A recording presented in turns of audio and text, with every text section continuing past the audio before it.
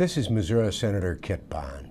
As a senior Republican on the Senate Intelligence Committee, I understand that protecting the American people is the government's highest priority and most important responsibility.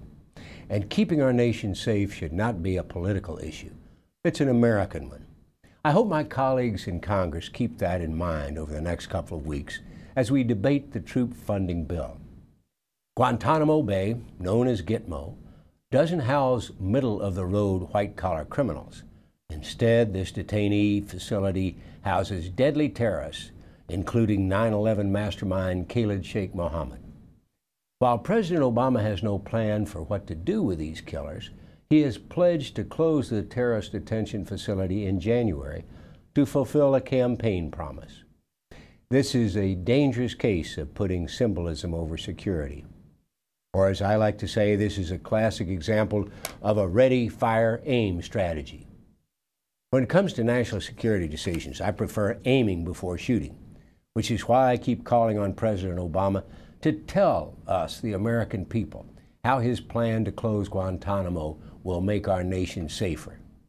The President needs to honor his pledge of transparency and provide the American people with answers. I think the American people have a right to know exactly what the White House plans to do with these terrorists. Americans also have a right to know if President Obama plans to send any of these terrorists to their communities. Any plan must answer these questions. Where will these men go, and will that make America safer? Now, just last week, the administration admitted that some of the terrorists could be coming soon to a neighborhood near you. Defense Secretary Gates testified before Congress that as many as 100 Guantanamo detainees could be transferred to the United States. Whether these terrorists are coming to a prison in Kansas or a halfway house in Missouri or any other state, I can tell you this: Americans don't want these terrorists in their neighborhoods. That's why when we put it to a vote, the Senate voted 94-3 against importing detainees to American soil, even if that meant to a maximum security prison. Americans also don't want to send these terrorists back to the battlefield to kill our troops. And we know that terrorists detained at Guantanamo and released have gone back to the fight. The Pentagon has confirmed that at least 18 detainees who were released have gone back to the fight, and 43 more are suspected of doing the same.